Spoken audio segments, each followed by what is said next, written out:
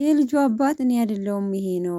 ስለዚህ አምነሽ ትቀበይኛለሽ አትቀበይኝም? ሰላም ቤተሰብ እንዴት ናችሁ? ደህና ናችሁ? እኔ በጣም ደህና ነኝ እግዚአብሔር ይመስገን። ባላችሁበት ሰላማችሁ ብዝት ይበልኝ። በነገራችን ላይ እንዴት ነው ነገሩ? ሊያበቃ ነው እንዴ? ቤተሰብ ሊያበቃ ነው ሊቋጭ ነው እንዴ? እኔስ ይቋጫል ብዬ አልገምትም። ሶ እዩ ምንድነው የሚሆነው ምላሿ? ብሩኬ የልጁ አባት እንዲህ ብሎ ከመጣ እዩ ምንድነው ምላሿ ነው ማወቅ የምፈልገው ነገር። አሁን የኔ ልጅ ነው ብሎ ካለ እዩ ለምን የብሩኬ ልጅ ነው አለች? ከእሷ ጋርስ ሊጋጩ ነው? እንዴት ነው ነገሩ? እኔ አሁን በአንዳንድ ነገሮች እየተጣነነባቸው እየተምታታባቸው ነው ታውቃላችሁ። አሪፍ ሂደዋል እስካሁን።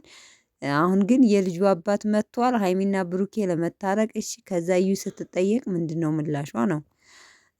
እና ቤተሰቦች የምንላችሁ ፈልጌ ነው ያው ብሩኬ ከሀይሚ ጋር ላለመለያየት የሚጥረው ጥረት አሪፍ ነው። ምክንያቱም አንድ ልጅ ሴት ልጅ ስትበድሉ ምን ያህል መስዋዕት ከፍላችሁ ወይም ደግሞ አስከፍታችኋት ከሆነ ብዙ ነገር አድርጋችሁ ያችን ልጅ የምትፈልጋችሁ ከሆነ የምትፈልጓት ከሆነ በምን አይነት መንገድ ይቅርታ ብላችሁ ነገሮችን ማስተካከል እንዳለባቸው ብሩኬ እያስተማረ ነው። እዚህ ጋር ግን ኮሜንት ሴክሽን ላይ ብዙ ልጆች ብሩኬ ፕራንክ ነው ላለማለት ምናምን እያላችሁ ነው። ሁላቸውም እኮ ተመካክረው ነው በነገራችን ላይ ከዩ ቤት ምን ማለት እንዳለባቸው ከሀይሚ ቤት ከሁሉም እየተመካከሩ ነው። አሁን ሬዲ ልጁ ሲመጣ እዩ ምን ማለት እንዳለባት ተመካክረው ነው የምትናገረው እዩ ማለት ነው። እና ቤተሰቦቼ በጥቅሉ ስራ ነው ደጋግሜ የምላችሁ እየተሰራ ነው። አሁን ግን እንዳለ ባንድ ያውቃችኋል። እባካችሁ ለተመልካች ክብር ይኖራችሁ እያላችሁ ነው። ሀይሚንም የምታደንቁ አላችሁ።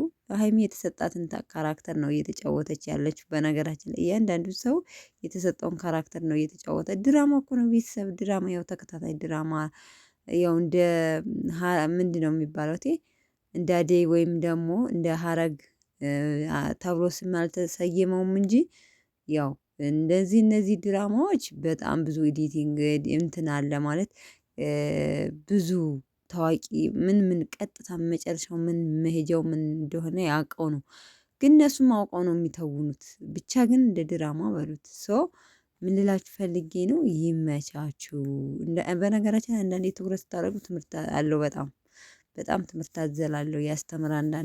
አንዳንዱ ፕራንካቸው ያስተምራልና ለማንኛውም ይመቻችሁና ብሩኬን ለብቻው አትወቀሱት ብዬ ነው። ከወቀሳችሁ ሁላችሁ አንዳንዶቹ ለተመልካች ክብር ይኖራችሁ ዛክትሊ። ምክንያቱም ሁሉም ተመካክረው እየሰሩ እስከሆነ ሁሉም ናቸው መወቀስ ያለባቸው፣ አንድ ግለሰብ መወቀስ የለበትም ብዬ ነው።